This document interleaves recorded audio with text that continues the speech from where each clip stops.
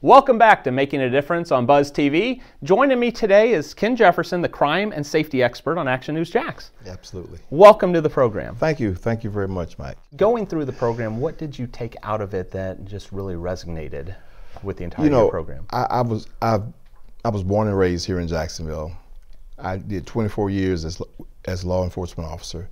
I thought I'd seen it all until I went through the Leadership Jax program. It opened my eyes, believe it or not, to a lot of things that's happening all around us that you may not even be aware of, such as the poverty level, the health deserts, and places like that that I really never took real serious note to until I went through Leadership Jacksonville. But it gave me an opportunity to recognize my role in the community as a servant leader, and it actually encouraged me and motivated me to want to do more, even more than I was doing before. What are some of the organizations, nonprofits that you personally get involved with? Well, I've been a board member on several boards, but the one that sticks out the most to me and that was most rewarding is the Justice Coalition. The Justice Coalition is an organization that advocates for innocent victims of violent crimes. We see crimes and hear about crimes that's happening all around us, and sometimes the perpetrator gets more rights and privileges than the victims do. The victims have to suffer through trial and court and sentencing and all those things, and most of all, having suffered a loss of a loved one, more than likely.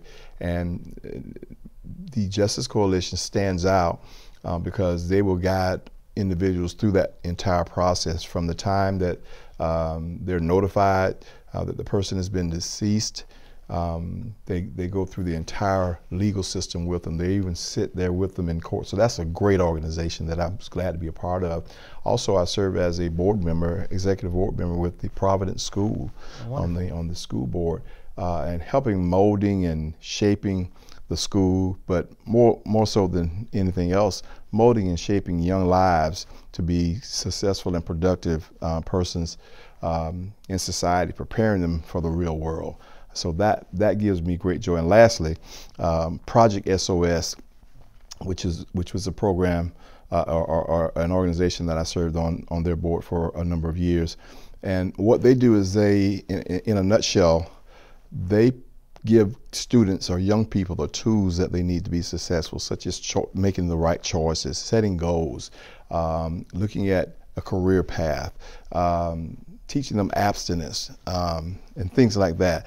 Life skills that is not normally taught in your public school system, and really not normally taught in your private schools. So those are the three main nonprofits that I got the most out of. Do you think that really the last 10 years, is there a void that's not being filled that is increasing, whether the crimes or different things going on in our community? Well, there are many programs that's out there and a lot of opportunities that are available, but there is a void. There's a void, and a lot of people may agree or may disagree, but it actually, a lot of things that's happening now with our young people, it actually starts in the home. You got to have a firm foundation in the home. And unfortunately, there are some broken homes where the father is absent or the major role model is absent from the family. That contributes to a lot of these things that you see happening as far as violence with our young people. We've got to, at an early age, teach our children values. We've got to teach them character, moral character, and things like that, and hope and pray that it latches on to them and they continue to do that as they grow up and as they grow older. But we've got to pray with our children. We've got to talk to them. We've got to have one-on-one. So many times you see families at dinner tables and everybody's got a little device that they're trying to operate at the dinner table. A lot of times it's not at the dinner table like you and I probably grew up sitting at the dinner table talking with our parents at the end of the day. Now it's everybody for themselves. You may eat dinner and you may eat it in your room or in the living room or the den, but it's not as a family group where you had that opportunity to figure out what's going on in my children's life and let them know what's going on in my life as an adult as well. If someone wants to follow you, on social media or find you on TV, where would they go? Well, they can go to Facebook. They can go to CBS 47 or Fox 30. They can go to Twitter, which is at. You're everywhere. I'm kind of visible. I'm visible and available. I do get a lot of requests for to come and motivate young people to come and speak and things like that, which I thoroughly enjoy. I actually love doing that because I was that kid at one time. I could have went north or south, but by me having a firm upbringing with both parents in the household, my father raised 6 boys and 1 girl.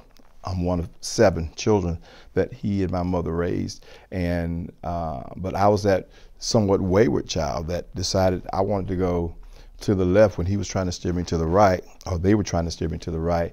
But you know, at an early age, I got back on the right track. So I understand the plight of some of these young people when they're faced with a crossroad and have to make a decision on what they're going to do in life or which way they're going to go. And I love to be that person that talks to the tweens to try to help them out with that. Well, thank you for all you do for the community. Thank you for coming on the program. My Thank you pleasure. for watching Buzz TV. We will see you next time.